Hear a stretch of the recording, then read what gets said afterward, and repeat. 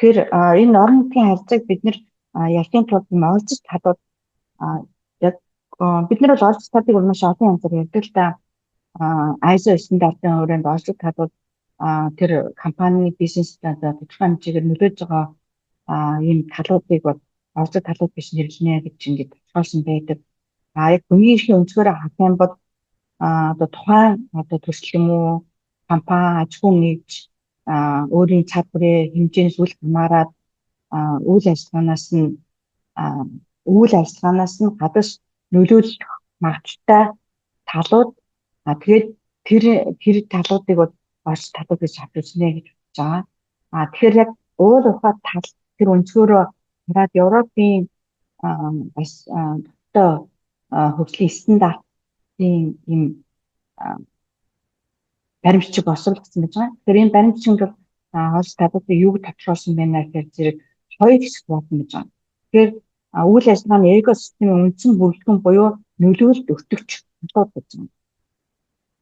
Тэгэхээр энэ дээр бол орон нутгийн иргэд үндэсний цонх, ажилчид, гэрээд ажилтан, гүйцэтгэгч, тусгай гүйцэтгэгч, ханган нийлүүлэгч, бэлтгэн нийлүүл ба борлуулалтын ийм сүжээний бүлгүүдийг нийтдээ хамруулад энийг бол нөлөөлөлт өртөгч талууд гэж нэрлэж байна. Нөгөө талдаа энэ компани маань яг бизнес нь хэр зэрэг тогтвортой яваад байгаа юм бэ?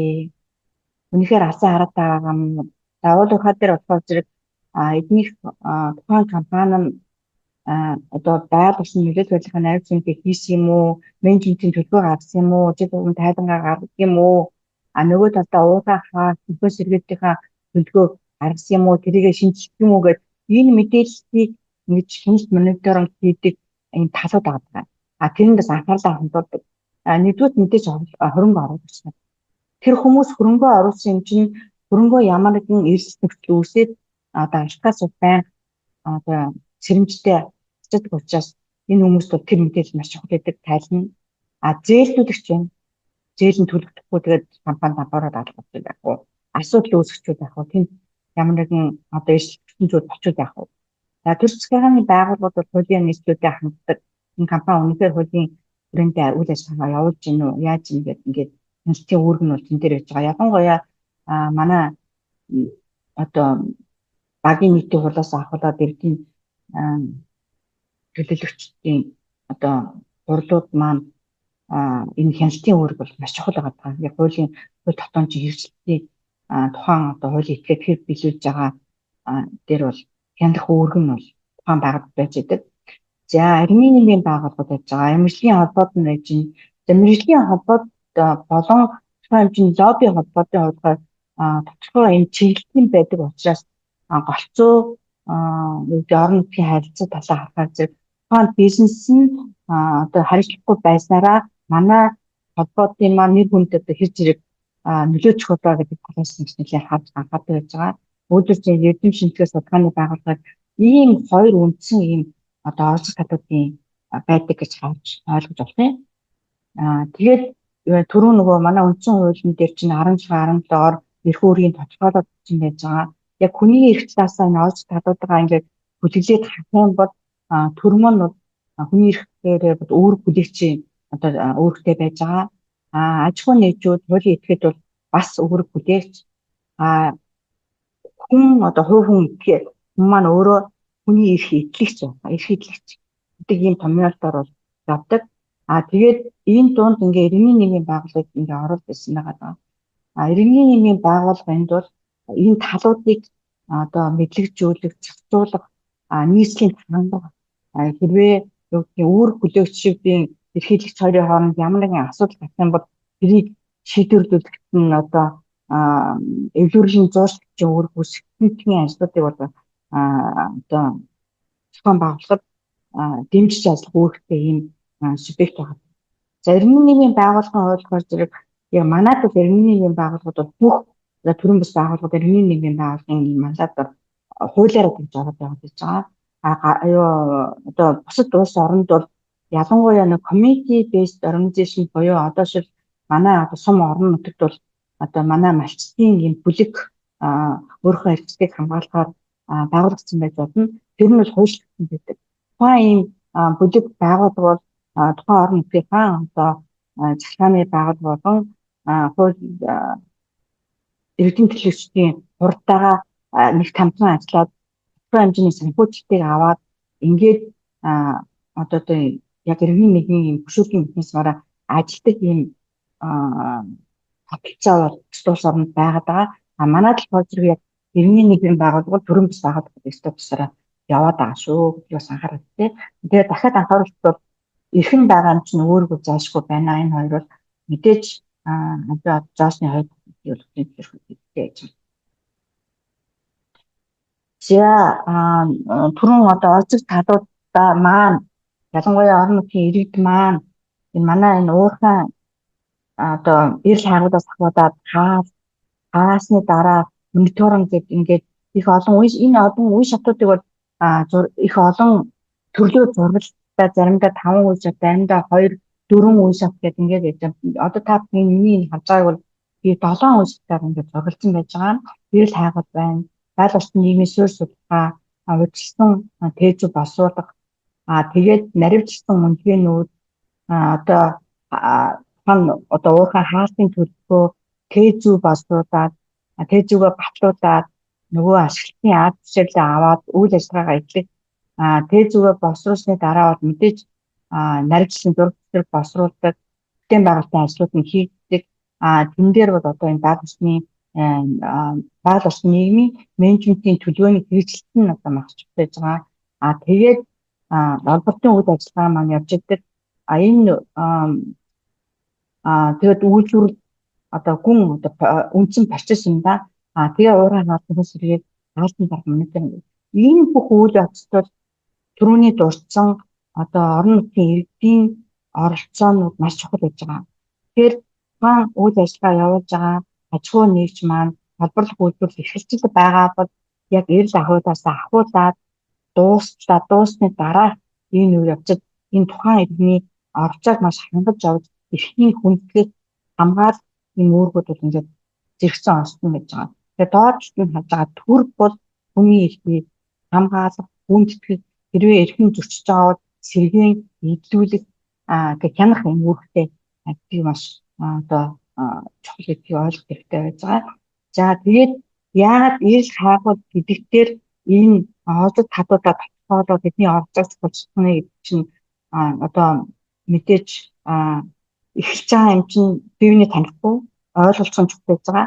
Тэгээд түннээс бас хамтдаа тодорхой хэмжээний эрх үүргийн харилцаан дээр ингээд тулгуурлаад хамтраад ажиллана гэсэн ойлголт энэ төр юм байж байгаа. За уулын компани орон нутгийн харилцааны олон улсын загвар гэж байгаа.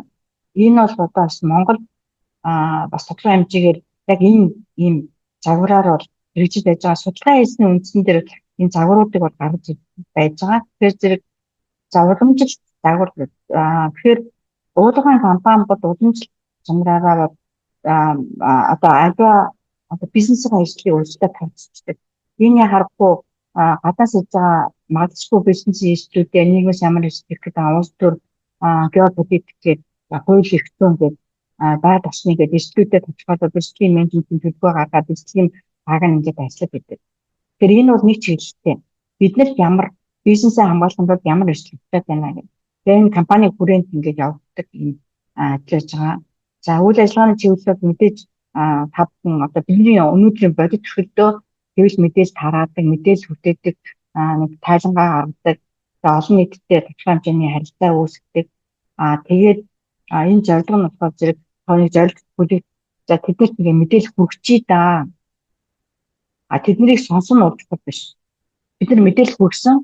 Тэгээд тэр хүмүүс яаж гэж ануу, яаж шингээж ануу гэдэг нь бол тэд нэр тэр хүмүүсийн асуудаа гэдэг ингээд хүрээ нь ингээд тэр хүнийдээ очиж авчирдаг.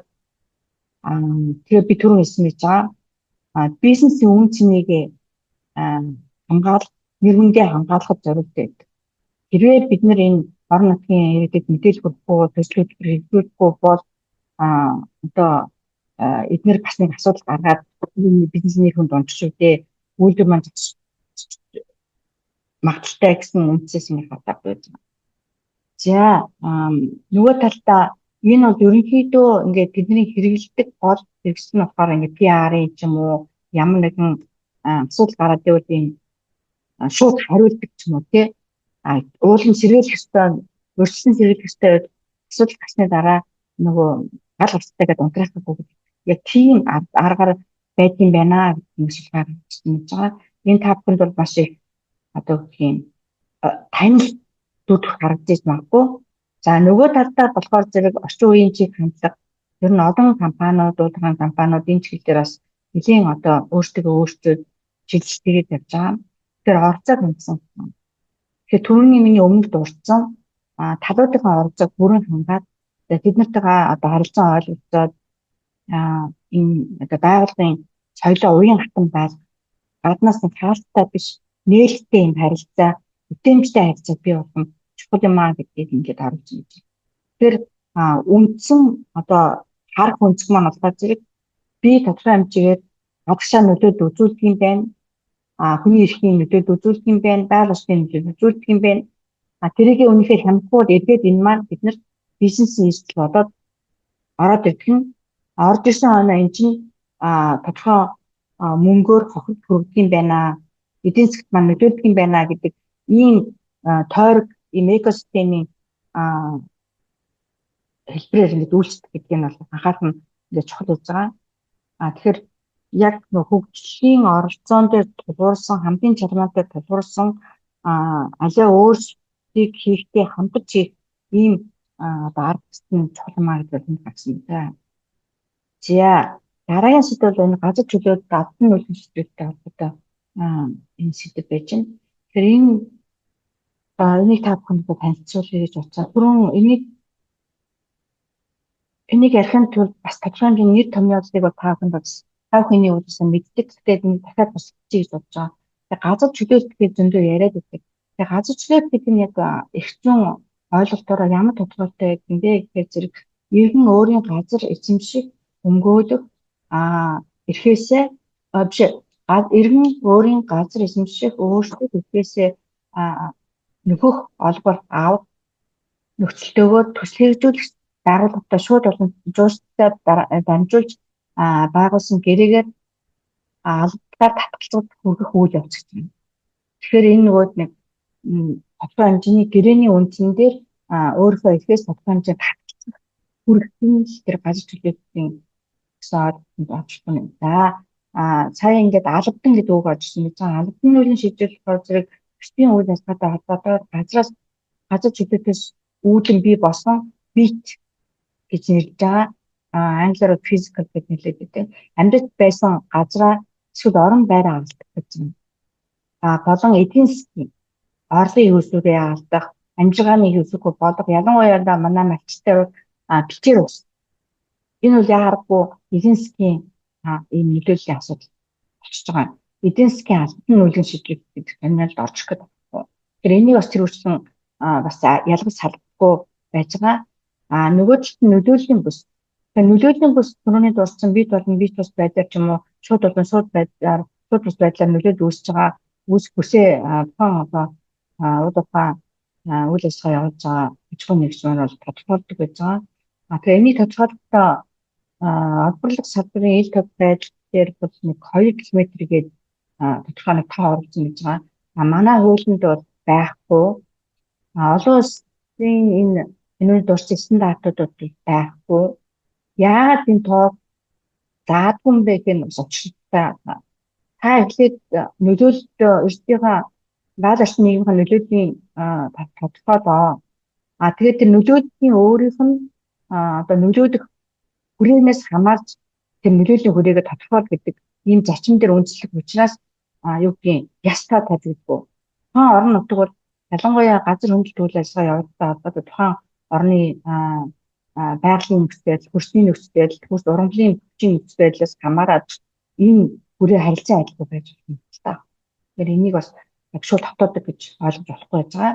Тэгэхээр энэ бол одоо тухайн орлог талууд өөрсдөө хамтарч ажиллаж байгаа бэрхшээлээ тодорхойлох явцдаа энэ харахгүй одоо шууд нөлөөлөх гэсэн байна. Энэ бол тодорхой хэмжээний шууд бусаар нөлөөлөх байна. Энэ бол энд бол шууд нөлөөлөхгүй юм байна гэдэг чиглэлээрээ одоо орон зайг бол тодорхойлно гэсэн ойлголт байж болно. За тэгэхээр энэ тодорхойлсон бүс дотор ороод албан нийлийн шилжүүлэлтэнд өртсөн иргэдийг бол нөлөөллийн гэж нэлээд. Манайд бол заримдаа ингэж гэдэг л та. Нөлөөлөлд орё. Танаа нөлөөлөлд орё. Нөлөөллийн хүмүүс илүү их одоо өөрийгөө хүртээд байна. Илүү их боломжид хүртээд байна. Энийг энэ төрөнд авч үздэг юм байна гэсэн. Тийм учраас компани дээрээ танаа нөлөөлөлд орё гэдэг ингээд өгдөг бас хүмүүсээ цаа. Тэгэхээр тэр нь бол тэр хүмүүсийн буруу биш. Эрхэм зүйтэй. Гэхдээ яг энэ түрүүн ярьсан байж байгаа бид нар эхнээсээ анханасаа тэр нөлөөллийн бүсийг тогтоохдоо тухайн эрхтний оролцоог бүрэн хангаагүй тухайн мэдээлэлгүй байсан учраас ингэж ирж байгаа гэдгийг ойлгох юм гэж хүлээж байна. Тэгэхээр тэр хүнд тайлбарлаад за бид нар ингээд тантай ингээд хамтарч ажиллаад хүмүүст мэдээлэл хүргээд эрсдлээ тодорхойлоо бүтэц бол гэсэн ихэд та бас оролцож бодоогүй юм шиг байна. Гэхдээ яг бид нар бас хамтдаа ярилцаад ингэж тогтоосон юм аа. Гэхдээ энэ заавал энэ нөлөөд өртчиж илүү боломж өртнө гэдэг бол бас харсангүй ойлгох гэдгийг ойлгоорой гэдэг байдлаар харилцаа өгөх юм шиг хүлээж байгаа. За нөх холбор. Тэгэхээр нөх холбор бол энэ манай газрын тухай хуулийн дээр хийж байгаа, стандартууд дээр хийж байгаа хүчтэй холбоотой нөлөөлийн улмаас алдагдсан өмч бүрэнг, орлого, амжиргааны алдагдсан их усүрийн оронд орлуулах хөрөнгөөр тооцон олох мөнгөн дүнд шилжүүлсэн төлбөр гэдэг. Энэ бол хууль дээр хийж байгаа. Тэгээ бас яг эдлэх хэрэг гэдэг нэмийг томьёол гарч ирээд байгаа. Тэгээ эдлэх хэрэг гэдэг бол одоо улсын стандартуудад нэлээд сайн заагаад байж байгаа. Яг манай хувьд тогтоомжинд бол яг жоохон бохогдуу байгаад байдаг. Энэ нь болохоор зэрэг өртөгч иргэдэд учирсан хохирлын төрлөөс хамааран бидний эдийн засгийн болон нийгмийн өмнөх нөхцөл байдлыг сэргээхэд чиглэсэн нөх холбоор орлогын сэргээн тогтоох, шилжин суурьшилт үзүүлэлт дэмжлэг орлогыг орлуулах нүүлгэн шижээх зэрэг арга хэмжээнд эхнэ гэдэг. Тэгэхээр энийг цаашдаа би ятаад эдлэх эрхээ гэдэг. Тэр зайлшгүй энэ эрхийг эдлүүлэх үүргийг бол талууд урлагийн зөвшөөрнө гэсэн ойлголт байна. За үндсэн зарчмууд байна. Энэ зарчмуудыг би бол өөрсдөө уншихгүй та бүхэн танилцаад байж байгаа. Албан нийлж шилжүүлэлтийн зайлсхийх багасгах гэдэг.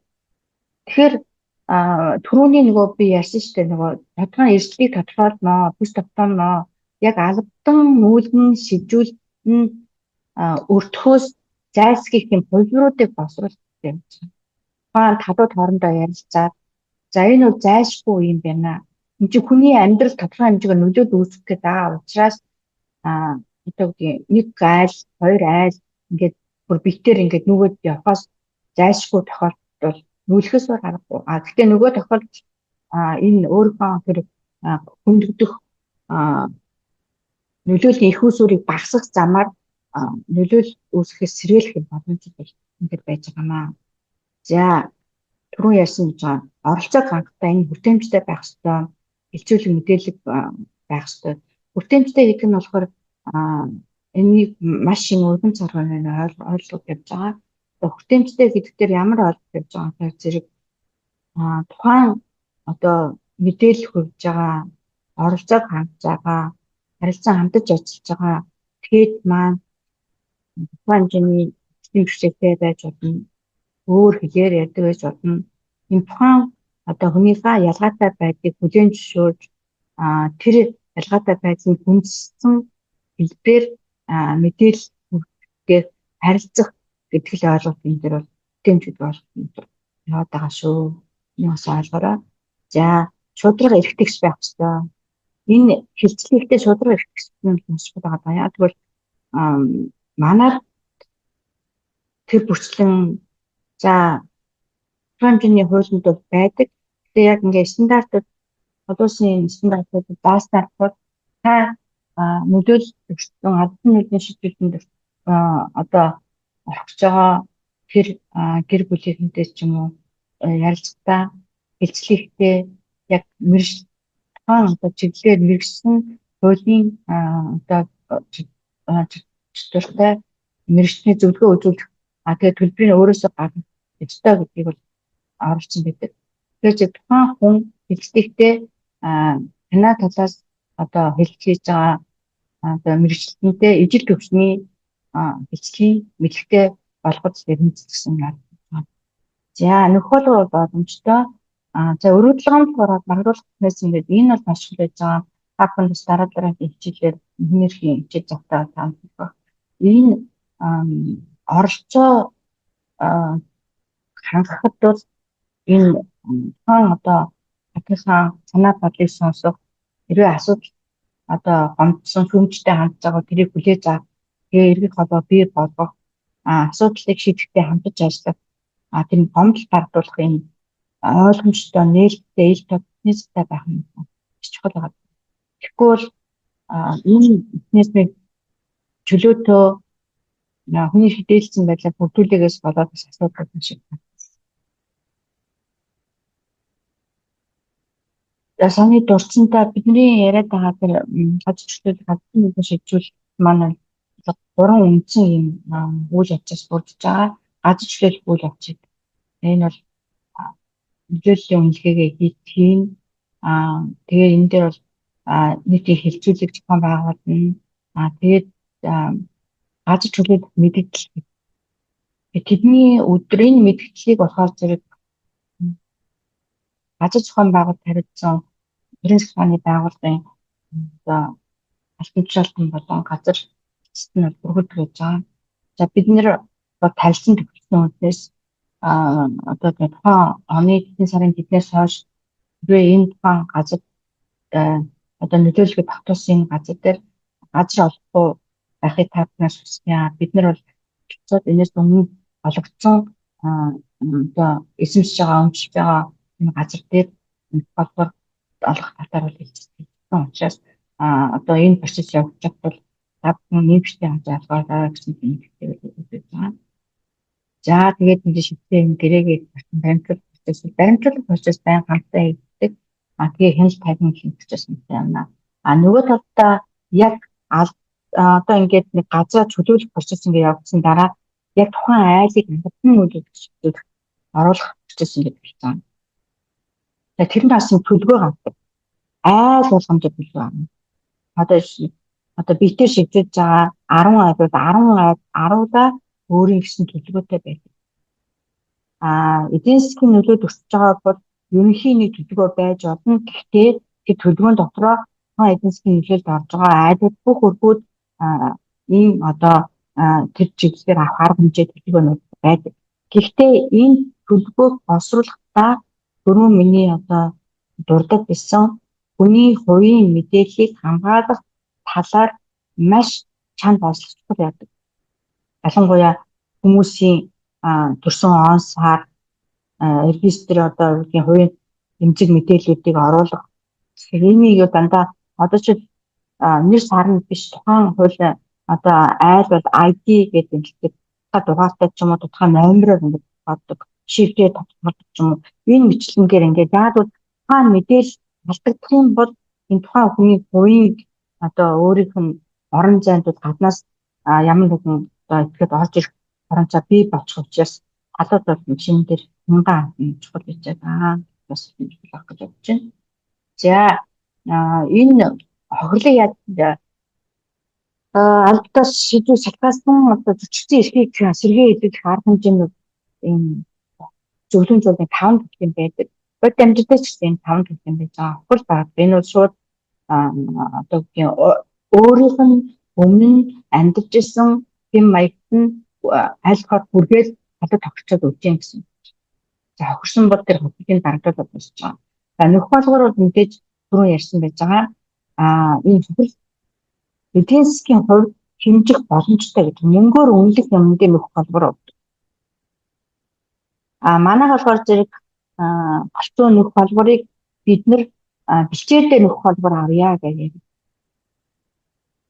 Тэгэхээр яг бичээртэй нөх холбоор авах хэмжээний нийт бичээр ашиглах болон маш олон юм томьёолд орж ирдэг учраас яг нөх холбоорыг бол боломжгүй. Гэхдээ тэр одоо бичээр усны малчны мал аж ахуйгаа эргэлдэх амьдралын одоо ганцхан орлогоо бүрдүүлэх бэхүүсүрээс цагдаа учраас тэрийг сэргээ хон талтай хамтраад ажиллах нийтийг хамсан эдийн нөлөөд орсон мачтад чиглэсэн төлбөрийг одоо тухайн бичээр усны одоо яа харахгүй төрийн эзэмшилтэй байж учраас тухайн орон нутгийн засвараатай хамтраад гэрээ хэлж байгуулад хэрэгжүүлнэ гэсэн ойлголт байж байна. За сэргээн засах. Энэ дээр бол тодорхой хэмжээний одоо биеэр тухайн процессын явд асуудал үүссэн бол тэр үйлчлэгийг бол бүрэх нь үүдээ энэ бол тэр устсан орж ирээд байдгүй. Гэхдээ зарим улсууд одоо энэс гадаад тэтгэлийн эмгэгтэй болох магадлал сэтгэл санааны хохиролд орсон гэдэг ингээд зөндөө гарч ирдэг л дээ. Тэгэхээр зэрэг сэтгцийн эрүүл мэндийн өөрчлөлтөө үзүүлэх хэмжээлтэд энэ бол одоо зүйдээр маш их орж иж байгаа. Нөгөөд нь сэтгэл ханамжийн асуудал байна. Тэгэхээр хүний эрхийг таслахгүй зүтгэж урьдчилан зогсоох генетийн өмнө өөрчлөлт процесс энэ дээр байна. Хүн зарим тохиолдолд өөрчлөлт буухаар маш их сэтгэл ханамж авдаг. Одоо чи яг ингээд буруугаа хүлээж хийж байгаа юм байна. Өөрчлөлт бууж байна. Тийм учраас одоо бас тухайн хэмжээний тухайн тохиолдолд таны буруутай эсвэл байсан байж болно. Бидний зүгээс ч бас байсан байх магадaltaй гэдгийг одоо талбай хүлээн зөвшөөрөөд эмчтэй хандж. Тэгэхээр энэ дээр бас жишээ хэлье. За яг одоо тохиолдолд энэ бисэр бас яг юм байж байгаа. Намайг ингээ ойлгоод ажиллаж тэр гомдолтой холбоотой одоо мэлчтайгаа ингээ хамтраад яриад явбал ойлгоод биднээс уучлалт гуйгаагүй. Өөрчлөлт гуйхгүй бол бид цаашдаа хаппэндээ хэлцдэггүй гэдэг юм маань гарсан. Тэгээд манай одоо үйл ажиллагаа харилцсан захирал маань гадаад захирал байсан. Тэр хүн өөрөө биеэрээ хурж ирээд одоо уучлалт байсан гэж байгаа. Тэгээд тэр уучлалт албан тоотой одоо манай малчтай бүтээлчсэн гэж байгаа. Тэгэхээр бид нар бол үнэхээр тавны амьдрал бүжээдөө тэгээд бас олон жил их дуржаас нь тасалдуулаад ингээд тохиолдсон бол уучлаарай. Ингээд тэгэхээр цаашдаа бол даавынхаа цааш тавнуудаа нэг хамтан ажил болно гэдэг юм үүсдэг болсон юм да. За мэдээж хүний эрхийг татан сэргийлэх. Ижил хэмжээний зөрчилдөөс байн сэргийлэх үүрэгтэй байна. Тэгэхээр тэр нь нэг гомдол гаргуулах механизмын өөрийнх нь ажиллагаа хэр зэрэг сайн ажиллаж байна. Тэгээ дахин ижил ийм хэлбэрийн зөрчил гараад байх юм бол манай тэр нөгөө гомдолтууд механизм маань сайн ажиллахгүй гэсэн чинь тэмдэг юм байна. За саний би тэр кейсээр хийж байгаа. Тэгэхээр 2012 оны онд бол одоо энэ манай ойлгоогийн нөлөөллийн малчт маань нутгийн газар шороо ингээд хамбогтын төрөмс байгадаг юу ойлгоо watch гэдэг ойлгоо хянс гэдэг одоо эрмийн нэг юм байгууллагын дэмжлэгтэйгээр одоосын сахиусын корпорацийн гомдол авсан гэдэг. Тэгээ гомдол нь бол 2 жилийн байгаа. Нэг нь болохоор зэрэг ойлгоо үйл ажиллагаа эхлээс өмнө ундаа гэдэг энэ задгаа сайр гэдэг. Сайрын маань өчнө сургаад орсон гэдэг. Тэгээ сургаад орсон улсын уурхай нэвчгээс хамгаалаад голжилын өөрчлөлт хэрэгжүүлсэн. Тэгэхээр энэнийг голжилт өөрчлөлтөө гор аваа гэдэг нэг жижиг бодог байсан. Тэр бодгийн дуурхайн талбарын гадна тал гаргаад шинэ бодог үүсгэсэн. Гэтэ энэ нь бол одоо бидний соёлын өв нөлөөсөн учраас гэдэг юм гомдлыг гаргасан гэдэг. Хоёр нь болохоор ерөнхий нөхөн холбоотой холбоотой юм байна. Энэ гомдол процесс 2012 оноос ахуулаад олон улсын сахиусын корпорацийн гомдлыг гаргадаг 2 институт байдаг.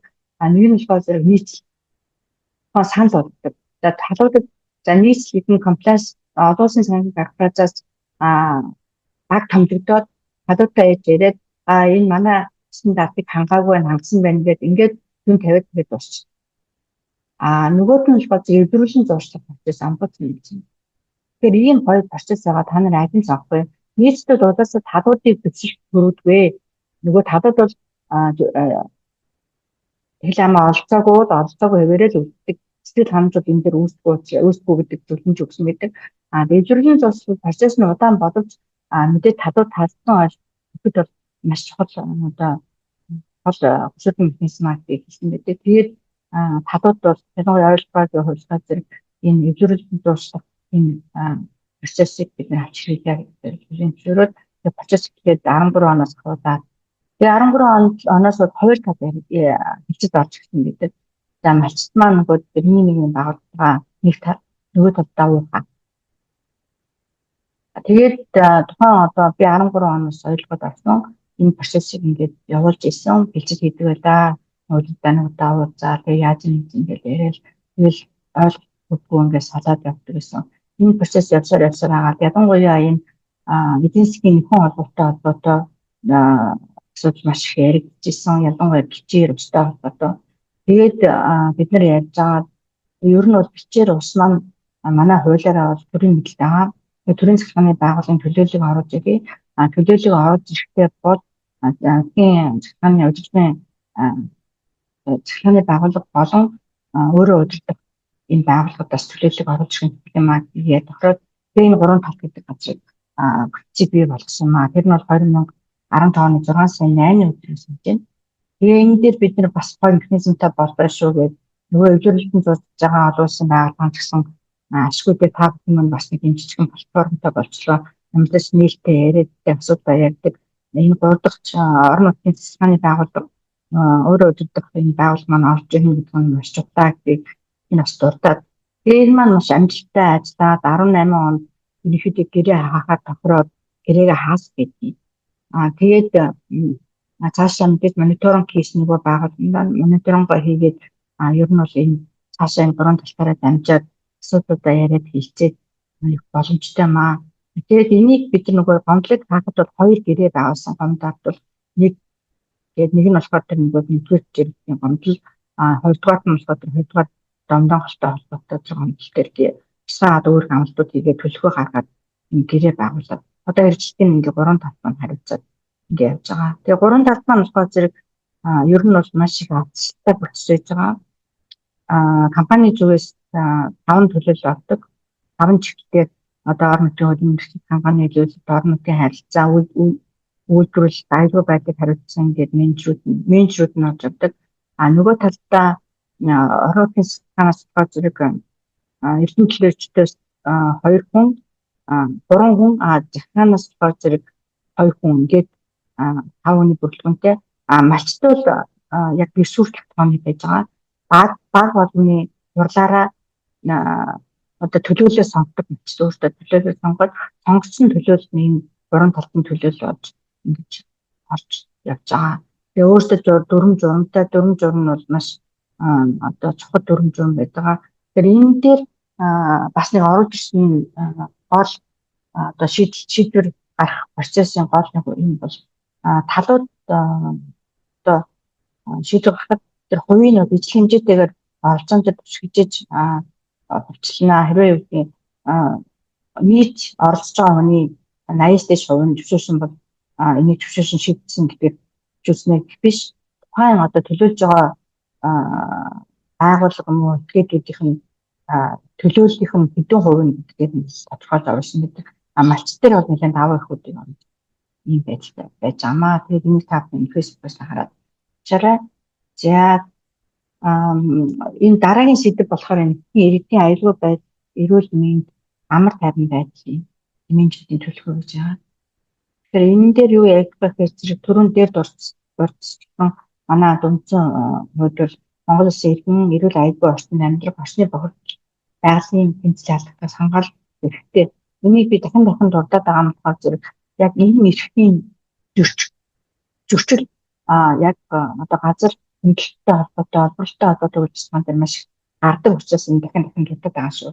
Тэгэхээр эрүүл мэндийн эрсдлүүд нь болохоор зэрэг мэдээж энэ тоос агаарын бохирдлын асуудал гэдэг усны бохирдол, усны хомсдолтой холбоотой энэ бол манайд бол ер нь бол нэлийн одоо хэнгэрэг цогж байгаа одоо хамгийн гол анхаарал хандуулах ийм сэдэв болчиход байгаа. Усны бохирдол болон ус хомсдолтой холбоотой асуудал, дуу чимээний асуудал.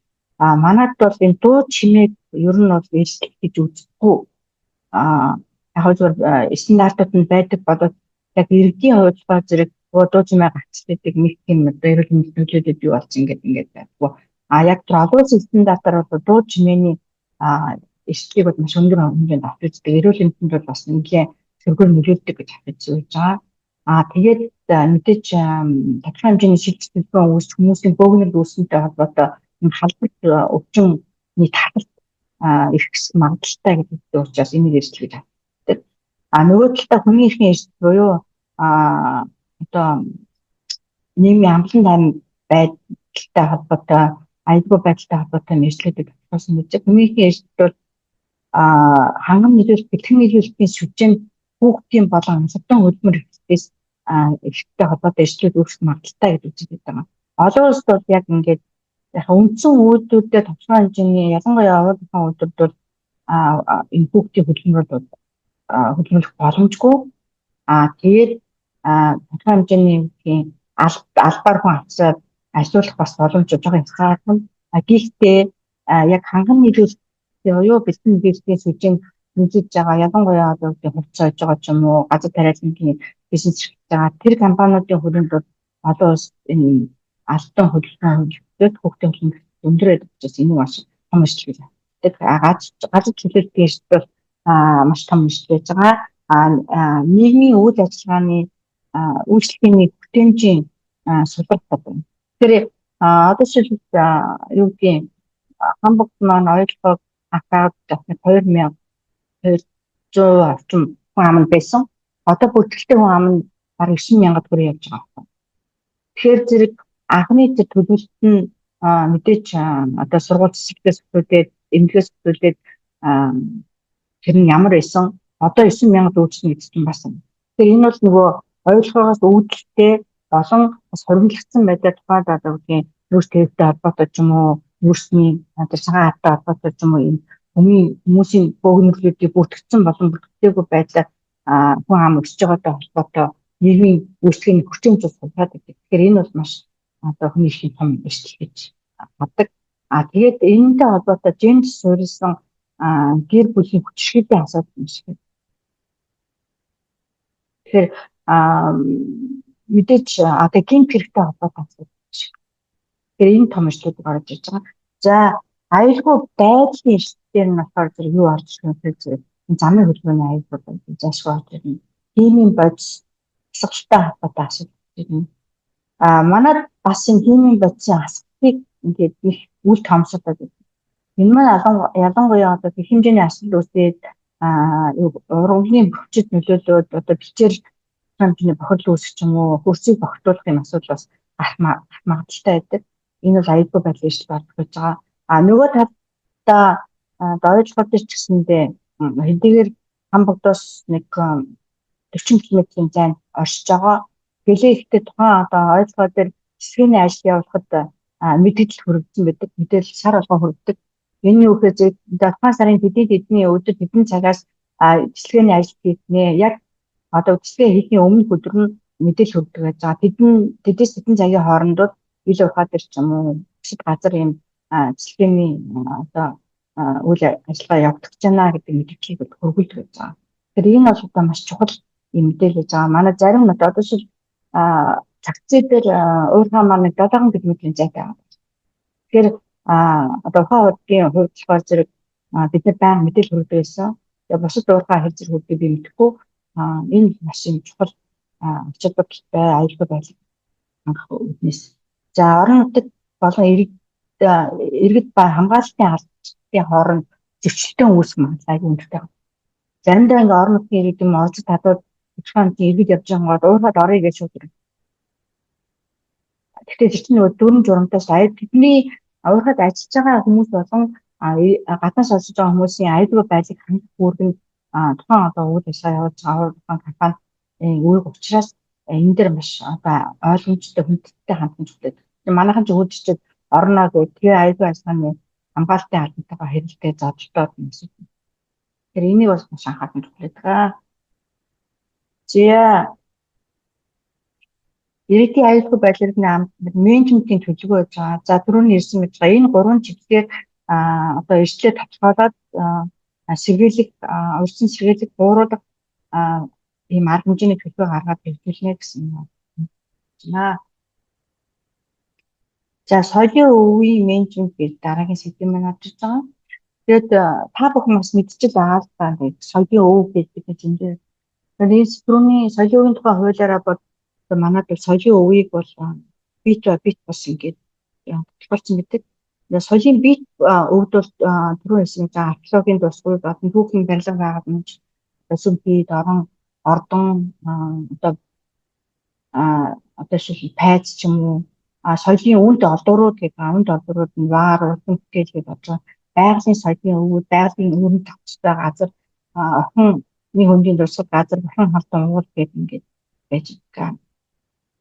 Соёлын бие бус өвдөр тэр бүрчлэн бид нар анхаарал бид нар ЮНЕСКО-д ч одоо хүмүүгээ бүртгүүлсэн тэгэхээр би биелбэгээ бүртгүүлсэн чинь дандаа би одоо бие бус өвдөг байхгүй. Тэгэхээр энэ ардын аман зохиол юуны компаниудын зүгээс бол энэ соёлын бие бус өвийг хамгаалах чиглэлээр арга хэмжээ аваад маш их явж байгаа. Ялангуяа ойлгохоор тэр бол энэ менежментийн төлөвлөгөөгөө босуулахдаа гас өмнө энэ археолог, патентологийн судалгаа, огцаатны зүүн судалгаа хийгдсэн. Энэний үндсэн дээр одоо эрсдэлтийн төлөвийг тодорхойлоод хамгаалах, сэргийлэх цааш ирээдүйн хойшлолтын нөхцөлийг ийм менежментийн төлөвлөгөөг бол орон нутгад хамтраад ингээд хэрэгжүүлээд явж байдаг байгаа. Тэгэхээр энэ дээр бас маш анхаарах хэрэгтэй байдаг.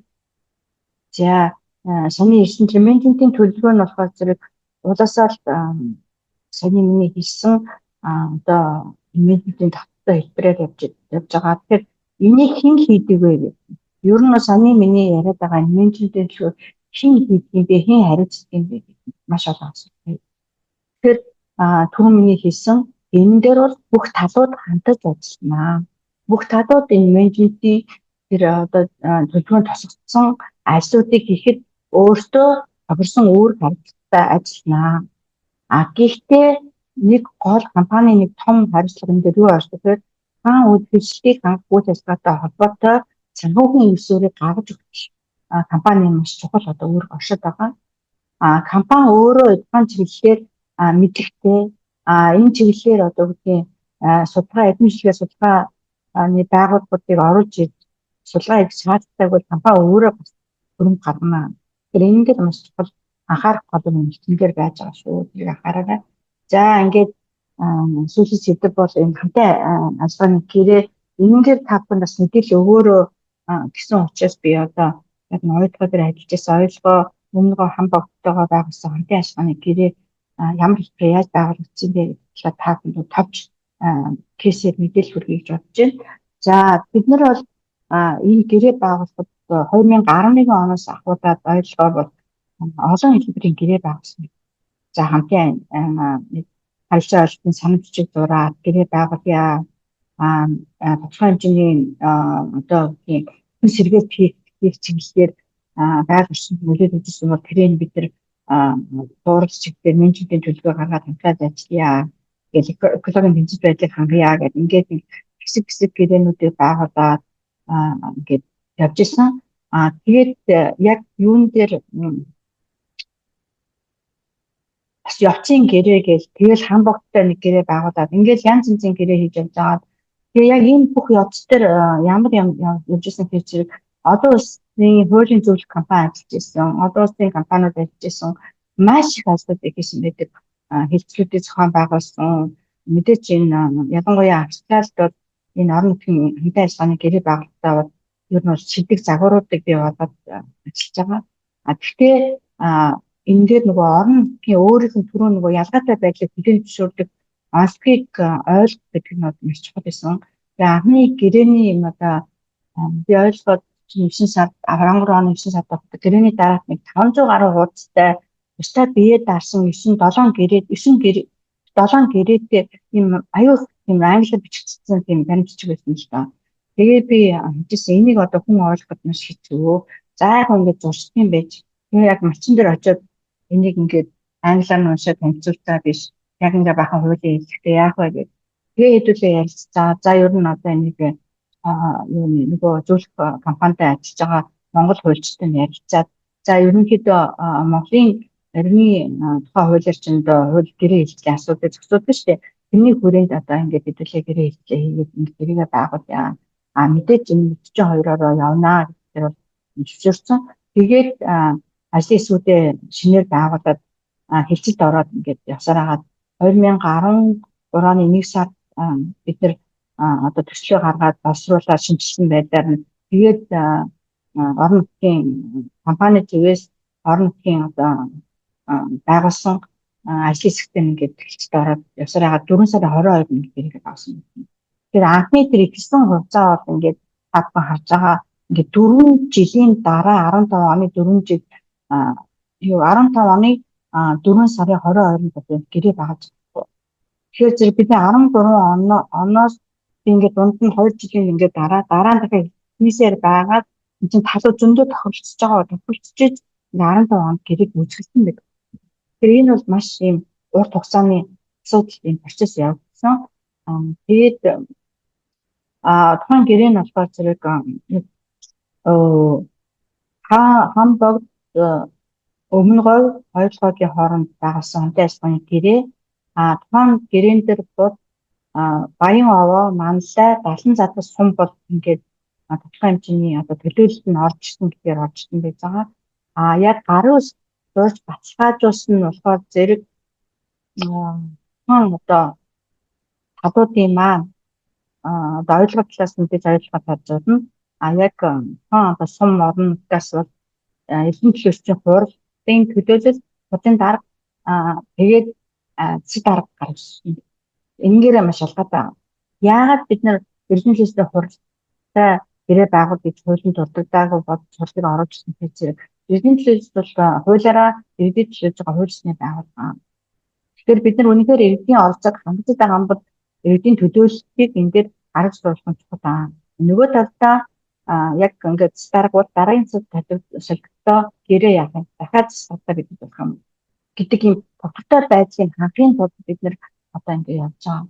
Тэгэхээр яг ингээд одоо Батраа даргын үед энэ гэрээ ингээд зурсан цэцтэй хувь тэгээд тэрнээс ч одоо 3 сонгуул явуулсан шүү.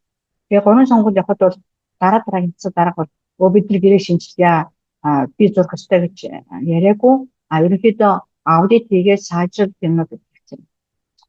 Энэ гэрээ маань болохоор зэрэг хажуу талдаа талууд ярилцаад за гэрээнд тохирсон одоо ингээд 7 үндсэн чиглэл байгаа. 7 үндсэн чиглэлээр болцгүй ирээдүйд болцгүй эсдээ сэргээлийн энэ чиглэлээс сэргээлийн тулд талууд түрүү миний хэлсэнчлэнгээр ямар эрхүүдтэй оролцсон бэ гэдэг хариуцлагатай оролцохтой вэ гэдгийг тодорхойлоод тэгээ энийг хэрэгжүүлэхийн тулд бид нэр цагаагийн өсвөр шаардлагатай гэж түрүү хэлсэн гэж байгаа. Тэгэхээр тулд энэ говийн оюу гэдэг сан үүсгээд тэгээ говийн оюу гэдэг санд бол 5 сая долларыг жил болгон энэ чиглэлийн болшгүй ажлыг сэргээл гарах хэмжээнд ингээд зарцуулахаар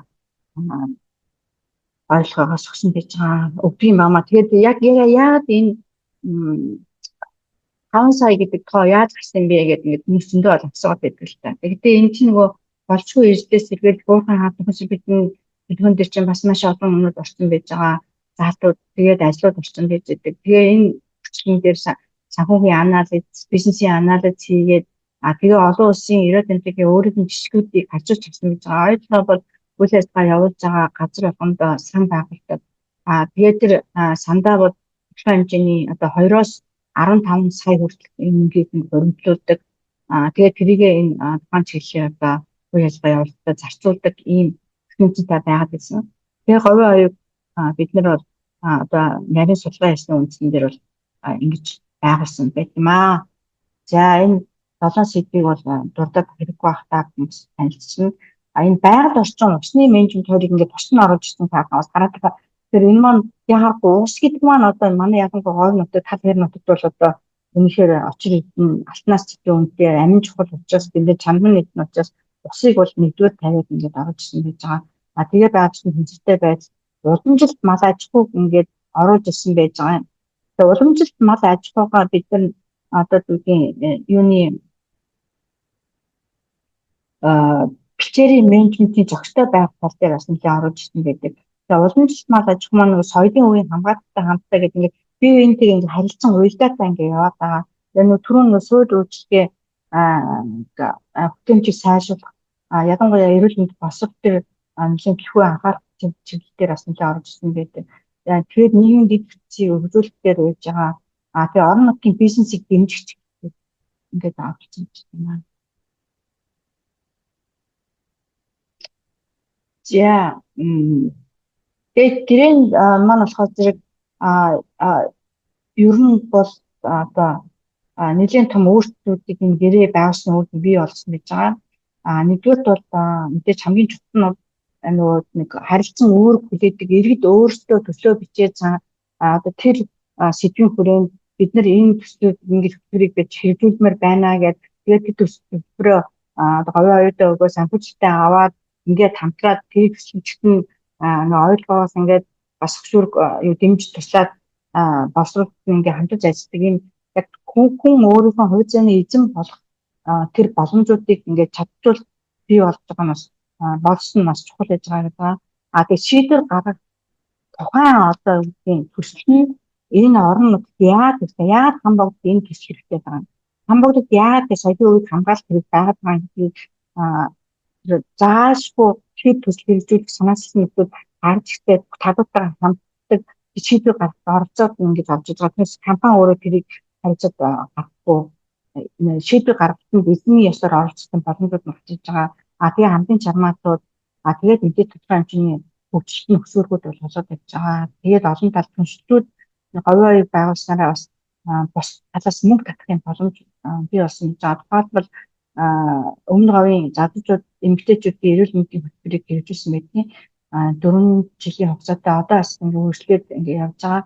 Тэгэхээр энэ дээр болохоор зэрэг нүүбийн агентлагуудаас гадна дэлхийн эрүүл мэндийн байгууллагууд Австралийн элчин сайдууд ингээд хамтарч оддод 4 жилийн хугацаанд 5 сая долларын хөрөнгө оруулалт хийсэн хөтөлбөр боловсруулж хэрэгжүүлсэн. Энд говийн оюугаас 94% одоо хөрөнгө оруулалтыг хийсэн байдаг. Тэгэхээр ерөнхийдөө олон талт хамтын ажиллагааны хэмжлэг бий болоход бас зөв болсон гэдэг юм ойлголт гэж харж байна. За говийн оюун маань болохоор зэрэг та бүхэн вебсайтаас нь ороод ингээд хараад бичгүй одоо ерөнхий юм төрсөн гэж байгаа. Говийн оюуны нэг онцлог болохоор зэрэг одоо үгүй манай байгууллагад гарсан хүндрэлүүд манай трас сангийн тухай хууль байдгүй. Түрүү миний хэлсэнчлэн төрөмс дагалгын тухай хуулиар зохицуулдаг шинээр үг байдаг. Тэгэхээр зэрэг энэ маань ингээд явахаар зэрэг яг одоо манайд бол сангууд их олон байгууллагатай холбоотой яг трас гэдэг сангийн хууль босвол шаардлагатай зайлшгүй бичиж байгаа. За нөгөө талдаа Ерөөдөнтэй өөрөө сангийн дүрм журамтай Ерөөдөнтэйгийн сангууд бол тухайн улс орн өөрөө трас сантай учраас тэр трас сангаар нь зөвлөлдөд энэ одоо үгүй цагаа бүрдүүлсэн энэ бүтцээ бүрдүүлсэн юм сангууд байдаг. Тэгээд нэг онцлог нь болохоор тэр сан нь өөрөө бие даасан биш нөгөө Ерөөдөнтэйгийн өөрийнх нь үйл ажиллагааны нэг салшгүй хэсэг болж хамтдан ингээд хажуу талын сан болоо яв. Тэгээд бид нар говийн оюун байгууллагад бүх талыг ингэ судалж байгаа процессны үр дүнд бол за ямар ч гэсэн хараад бие даасан сан байгуулсан зүйтэй гэдэг тохиолдолд ингээд бие даасан энэ сан байгуулсан байж байгаа. За тэгээд одоо 4 жил тутамд өөртөө нөгөө стратегийн төлөвлөгөөг ингэ гаргаад ингээд ажилладаг сан маа энийг та бүхэн бас өөртөө уншаад танилцсан. Бас нэг санхүүжилтийн онцлог дээр бас хэрэгтэй байх гэж бодож байгаа. Энийг одоо дараагийн юунаас үзснээс их ингээд хэлэх гол юм нь болохоор зэрэг энэ сан маань өөрөө маш олон дүрм журамтай. Яг байгууллага юм чинь одоо бүх дүрм журам байдаг. Ер нь бол одоо банктай ажиллан банкуй санхүүгийн байгууллагатай ажиллан гэж ингээд бүх дүрм журмууд байдаг шүү. Энийг бас таахан өөрөөх нь вебсайт ороод харчаарай. За одоо яг ингээд болохоор яаж авах юм бэ? Шийдвэр гаргахад бол говийн оюун төлөөллийн удирдах зөвлөлтөө төлөөллийн удирдах зөвлөл нь болохоор зэрэг 7 гишүүнтэй 7 гишүүнээс 4 нь оюуцгой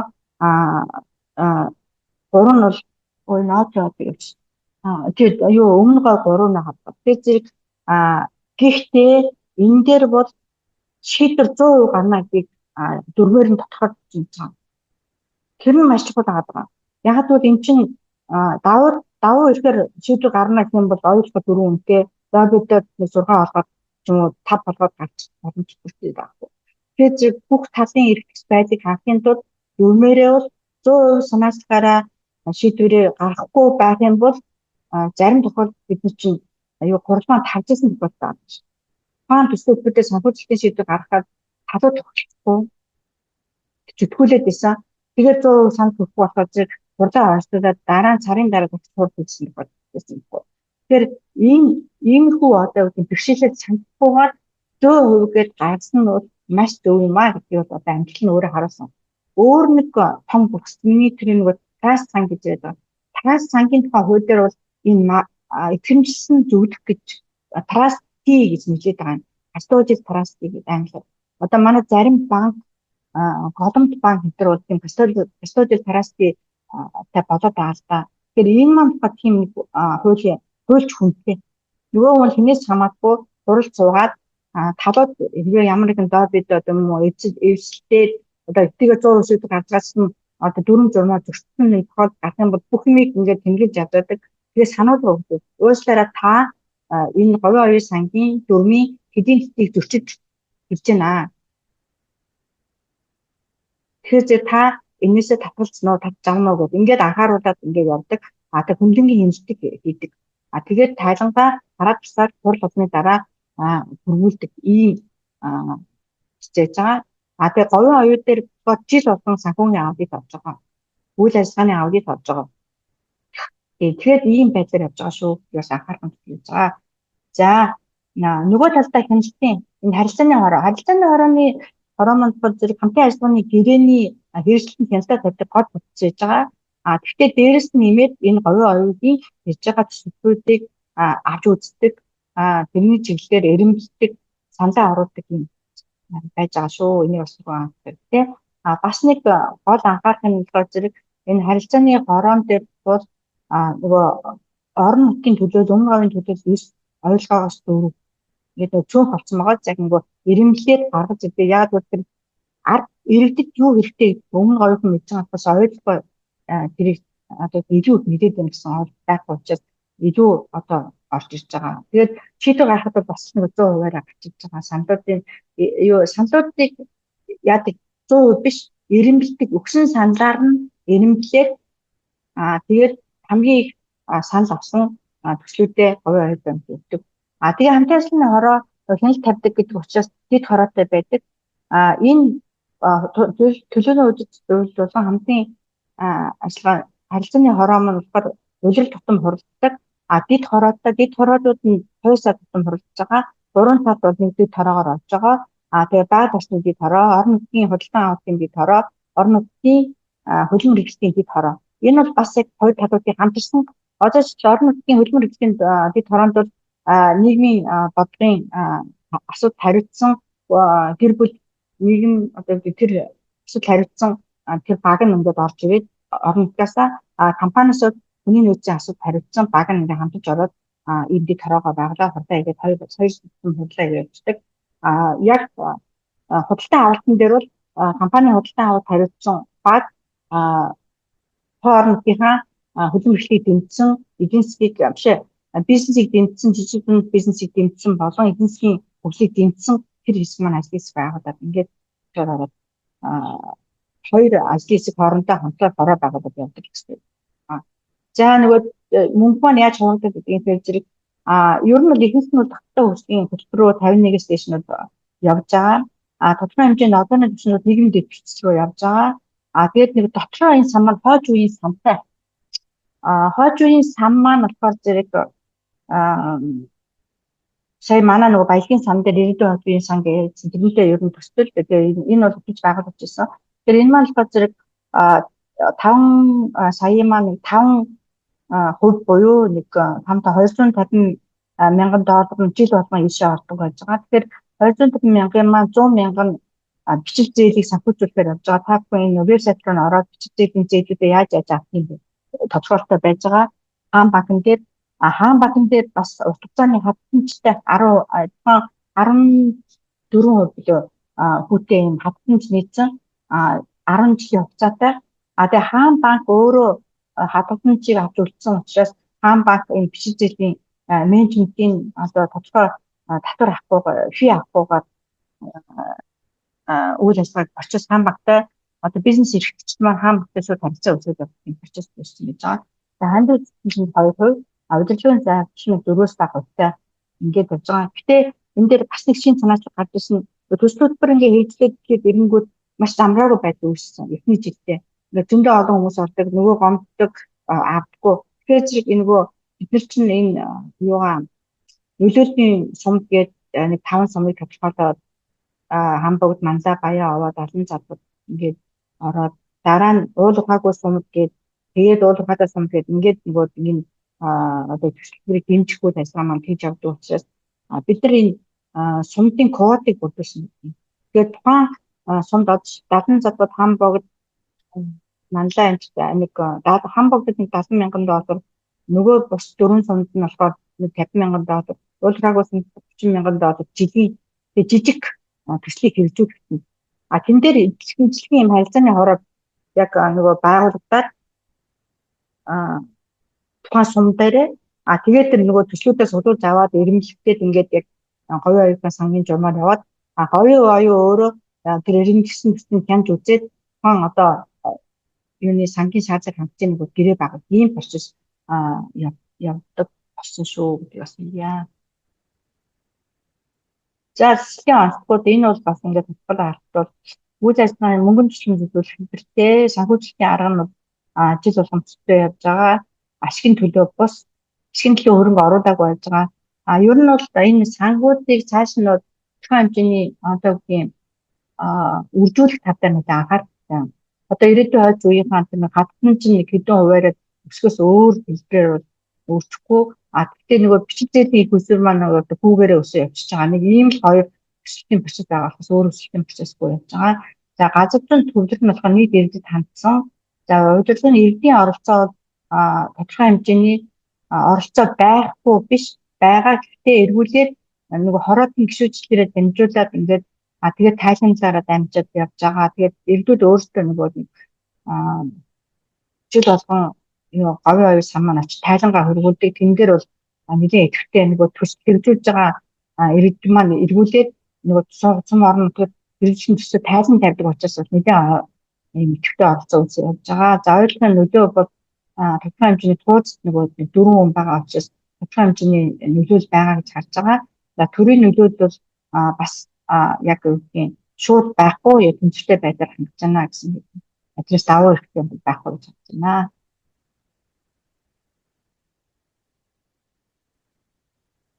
За тэгээ энэтэй холбоотой яг хөө ингээд сургамж авахар зэрэг байгууллагын төвшөнд бол яг энэ гэрээ байгуулад ингээ яваад гэх зэрэг ер нь ихэнх хуулбарны компанид орон нутгийн харилцааны энэ хилцэл маань менежер маань одоо нэг орон нутгийн төсөл хөтөлбөр хэрэгжүүлдэг нэг мундаг менежер яваад идэх л та. Тэгэхээр зэрэг одоо саний энэ процессуудыг ингээ орцоод хангаад идэх зэрэг тэр менежер гэхээс илүүтэй чиглүүлэх зөвлөлтөй болж байгаа. Та хүмүүсийг сонсно саналын асуун тэгээд сонсно үйл ажиллагаа хийхдээ хамтна тэгээд хэрэгжлийг хангахад хамтна тэгээд мэдлэг юм уу бусад ур чадварын шаардлага байгуул чиглүүлээд дэмжиж ажиллана гэсэн ийм юмнууд орж ирж байгаа. Нөгөө талдаа яг орон нутгийн харилцааны энэ алба маань зарим тохиолдолд нөгөө PR гэдэг өнцгөөс харагддаг. Тэгээд нөгөө PR-ийнхаа авта хамтна орж.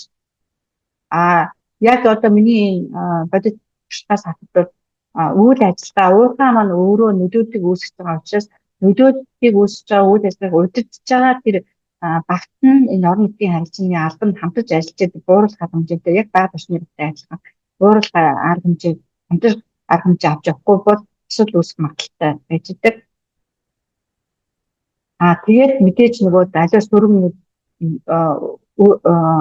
уул мөр үдээхгүй талаар хамтарч ажилланаас чухал ингээд гэрчлийн менежментийн төлөвлөгөөнд биднээс гадшаач гэсэн нөлөөлөлөө зөв тодорхойлж тэр нөлөөдөө хүрсэн ажлын менежмент системтэй байх юм шиг байж байна. За орон нутгийн хувьд болохоор зэрэг бие даах чадвар их хөгжүүлэх одоо resilient гэдэг англиар нэлээд байгаа юм да эсвэл тогтвортой ч гэж нэлээд байгаа. Тэгэхээр яг resilient community гэдэг нь бол аливаа нэг өөрчлөлт хэсэг чадварыг хэлээд байгаа. Тэгэхээр тэр нэг чадварыг бэхжүүлэх нь маш чухал байж байгаа. За шийдвэрлэх оролцоонд хамтарч ажиллана орон иргэний нийгмийн байгууллагууд зөвшөөрөг олно гэдэг ингээд тэгээд тодорхой хөлтийн үед би одоо үгүй аливаа хувьд бол орон нутаг маань өөртөө бас тодорхой хэмжээний хариуцлага хүлээж байгаа. Нөгөө талдаа хамтарч ажиллах би үүрэгтэй шүү, эрхтэй ч гэдэг ухамсарлаа авах нь маш хүлээж байгаа. Тэгээд стандарт баримт гэх юм тэгэхээр манай хувь тогтоомжийн шийдлээс сайжруулах юм бол маш чухал байж байгаа. Яагаад энэ говийн оюу бид нар хэдийгээр үүдийн гомд ардуулаад ингээд явсан боловч энэ 3-5 зөвлөл гэдэг маань энэ энэ олон улсын санхүүгийн корпорацийн стандарт байгаагүй бас нэлээд хүндрэлтэй байсан байна. За нөгөө хүмүүс маань хаашаа гомдлоо гардыг тэгээд одоо нэг хэн бардуулах юм гэдэг ингээд ойлгомжтой юм зөндөө байсан. Тэгэхээр энэ боломжтой байх юм. За тэгээд эцэст нь нэг хоёр кейс хийгээд бодлоо. Тэгэхээр энэ олон улсд бол ингээд ярьсан нэг майн гэдэг чинь уурхай гэдэг чинь майн гэдэг минийх гэдэг энэ хэллэгээр юм шууд дурдсан мэт харж байгаа тий одоо минийх майн гэдэг уурхай гэдэг ингээд зурцсан. Тэгээ хамгийн сүүлд нуурхайгаа хамаг юм авчингуудаа чинийх шүүгээд үлдээчихэж байгаа нэг юм хөө байдал байна. Ерөнхий юм чиг хандлага байна шүү гэдэг юм гарсан гэж байна. Тэгээд хоёр жишээ сургамж болж харж байгаа. Яг би энэ өөрөөр хэлбэл юу хоёрыг 12-ыг авсан гэж байгаа. Энэ бол саяхан болсон. Тэгээ 90-д бол яг олон улсын үндэсний авсан корпорациудыг стандартын хувьд нэлээд өндөр харьцтай. Дээрээсээ одоо 2-3 дандаа ордог тийм том харьцтай компани байж байгаа. Гэхдээ энэ Папуа Нью Гинейд бол энэ 1972-оос 1989 онд ингээд үйл ажиллагаа явуулж байгаа. Тэгээд орон нутгийн компанитай хамтарч ажиллажсэн юм. Тэгээд тэр нөгөө үйл ажиллагаа явуулж исэн хэсэг нь юм арал байгаа байхгүй. Тэгээд арал нь нөгөө Папуа бүтэн үйлгээд тэр нөгөө юу Папуа Нью Гинейгээс хаснаа энэ тэгээд бөө юм болоо. Тэгээд энэтэй холбоотой тулдаа иргэний дайн болоод тэгээд энэтэй холбоотой юу яг энэ маань уурхайгаа бүрэн хааж чадахгүй тэгээд гараад ирсэн. Тэгээд гарч ирсний дараа нөгөө нэг тухайн одоо тийм арлын маань орон нутгийн засгаа энийг аваад хэрэгжүүлнэ. Бид нар одоо энийг одоо сайхан уурхай цаашаа хөгжүүлээ явна гэсэн бодол маш олон асуудалтай байсан. Тэр уурхай гэдэг бактер нь явуулж чадаагүй. Тэгээд нөгөө байгаль орчны болон нийгмийн эрсдлийн хэн чадаагүй маш их асуудлуудыг ингээд бий болгоод тэгээд 2021 оноос 20 оноос онд тэгээд нөгөө тэр арлын иргэд маань бидний энэ ойлгоос юу ч 90-аас болоод ийм асуудал төрслөөгээд хүний эрхийн энэ төвд гомдол гаргаад төв нь болохоор зэрэг энэ эдийн засгийн хамтын нийгмийн байгууллагын үндэсний холбоог зэгтгээд Австралийн зэгтэн тэр гомдлын дамжуулаад тэгээ энэ гомдол чиглэлийг математик 90-ад хэлцээд ороод 90-ад нэгдүгээр болохоор зэрэг яхахгүй нөгөө хэмжээний байгууллагыг хөшлөөд судалгаа хийх эдийн судалгаа хийсэн хэлж гисэн. Тэгээд энэ дээр байгаль орчин болон одоо уг төрлийн ашигтай холбоотой нийгмийн аюулгүй байдлын эрсдлүүдийг үүсмэн адрыг бууруул хадамж авъя гэдэг бодцоод би одоо маш тэр хүм гарууд олж заруулахаар ингээд тэр ихэд явж байна. Тэгэхээр энэ дээр эргүүлээд одоо хэсний хариуцлага байхад яг энэний уурхай сургамжны үгээр зэрэг уурхай хаас нөхөн сэргээлийн төлөвлөгөөгөө яг ингээд яг хийлээж гэлээ яг гинтийн одоо магадлалгүй хөтөлбөр гарахад уурхай хаасаа гэхэд бид нар ямар арга хэмжээ авах вэ? Онцгой байдлын төлөвөө яаж ажиллах вэ? Яг байгаль орчин болон нийгэмдээ хохирлгүй байдлаар яаж уурхайгаа хаах вэ гэдэг тийм онцгой байдлын төлөвлөгөөтэй байх хэрэгтэй юм шиг. Тэгээ тэрийг сайн хийж чадаагүй учраас яг одоо ирмэдээ гараад тэгэл хаял гарна гэж байна. Тийм учраас одоо ингээд 10 хэдэн жилийн дараа 20 30 жилийн дараа шүү дээ. 1989 онд гарсан. Тэгээ 20 он гэхэд 30 жилийн дараа тэгээ тухайн компани одоо ингээд тэр хамуу долларын тохиролт ингээд болчихсон. Тэгэхээр зэрэг бид нар эртнээс зөв оролцох хангаж харилцаа ойлгох шинжаахгүй бол асуудлууд байнга орсоор байдаг. Тэгээд бид нар энэ одоо байгууллагын санхүүгийн эрсдэл болж ирдэг гэдэг байна. За нөгөө нь энэ орооно манай ч энэ дээр маш их ярьж байгаа да.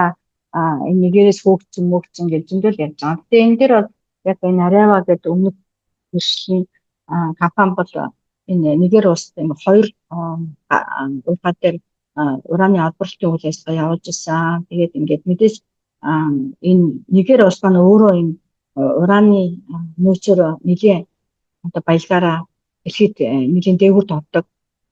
Одоо Франц гэхгүй маш олон дэлхийн улсууд энэ дээр бас компаниуд нөөц ажиллагаа явуулдаг юм байна л та.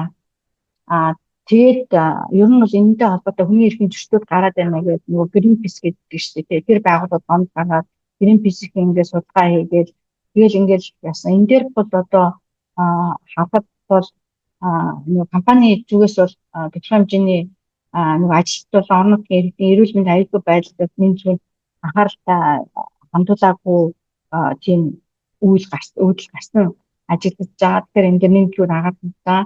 Тэгээд ил тод шудраг нөхөн олбор гэдэг. Энд дээр нөхөн олборт тэр хоёр тосгон дундуур ингээ ойрхон ингээ гарч байгаа. Тэр тосныг албан нүүлгэн шилжүүлэлтэнд оруулаагүй стандартанд сайн үүсдэг юм шиг байна. Тэгээд нөгөө нэг асуудал ингээд үүссэн. Тэгээ нөгөө энэ асуудал маань гэдэг чинь тэгээд сүүлд нь болохоор зэрэг нөгөө төр засгийн тогтвортой байдаг. Энэ дээр бол байнга төр засаг нь өөрчлөгдөж байгаа юмний дайн болж идэг. Ер нь бол нөгөө нэг ресурс национализм үндэслэх одоо уулын салбарт ихэд үндэслэх үзэл бий болох гэдэг асуудал энэ юм шиг яригдаад тэр нь болохоор жирийн иргэдээс илүүтэй улс төрийн хүчингүүдийн хоорондын тэмцэлтээс шалтгаалсан юм байна. Тэгээ одоогийн байдлаар бол харамсалтай нь одоо бүх уурхануудаа хаагаад тэгээд олон улс хаагаад хөвөө явуулсан хүн орно гэхгүй тэгээд нөгөө уурханууд нь олон улсын арбитрт ингээд гомдол гаргацсан, орон хүртэл гаргацсан гэж явж байгаа юм жишээ байж байгаа. Тэгэхээр ялангуяа нуурхайтай холбоотой асуудал миний хэлэхэд байгаа сургамж нь болохоор зэрэг энэ юунаас хамаардаг юм байна.